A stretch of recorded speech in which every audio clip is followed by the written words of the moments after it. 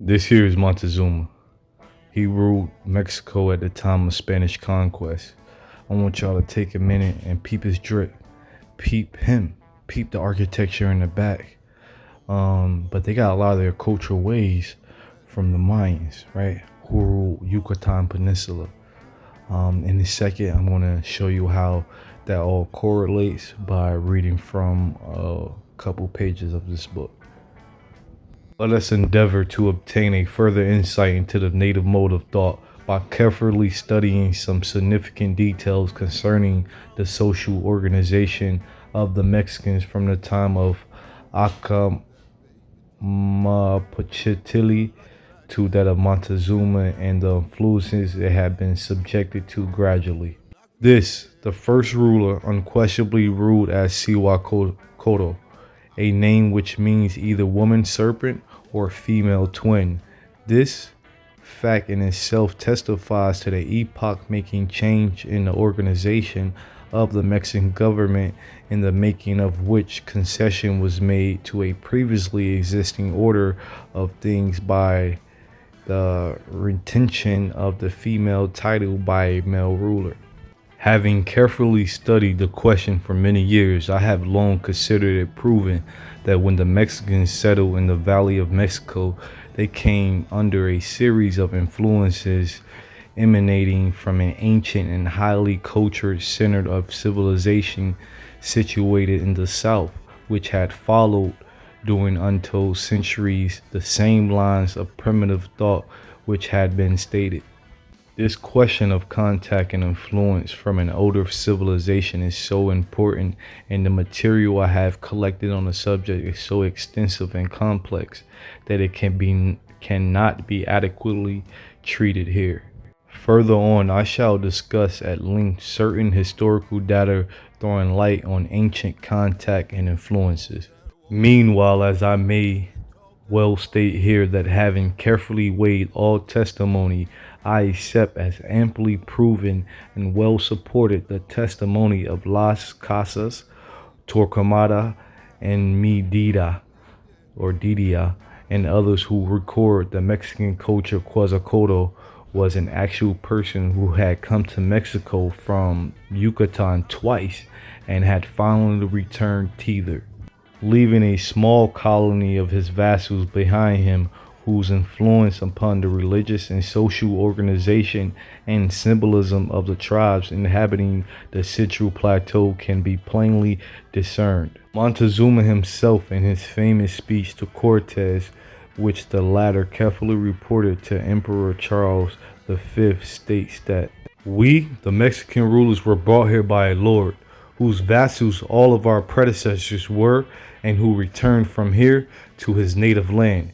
He afterwards came here again, and after a long time, during which many of his followers who had remained had married native women of this land, raised large families, and founded towns in which they dwelt.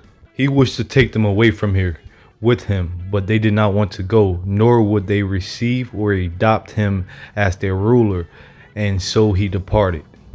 But we have always thought that his descendants would surely come to subjugate this country and claim us as their vassals. I do not see how it is possible to construe such plain, unadorned statements of simple, commonplace facts into assumption that Montezuma's route was recounting a mythical account of the disappearance of the light god from the sky, as upheld by some modern writers who interpret the whole episode as a sun myth or legend. I have already shown that the meaning of the ocelot skin and the spider employed as symbols by Mexicans is apparent only when studied by means of the Maya language of Yucatan, the land whence the culture hero is said to have come by foregoing authorities. I will add here that in the Maya Chronicles, it is stated that the culture hero had ruled in Chichen. It's the first part of Chichen means red.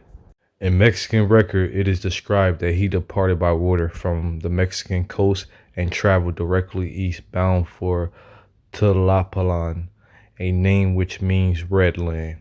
Draw attention to the fact that anyone sailing from the mouth of the Panuco River For instance, in a straight line towards the east would inevitably land on the coast of Yucatan, not far from the modern Merida and the ancient ruins of Chichen Itza.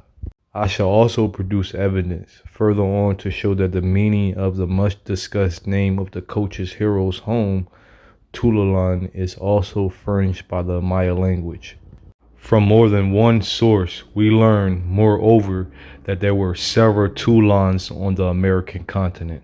The conception of the twin brothers as the personification of the above and the below had been adopted in the Yucatan, and it is to the influence emanating from that source that I attribute the movement made in Mexico to substitute male twin rulers in the place of a man and a woman who had previously jointly ruled the ancient Mexicans.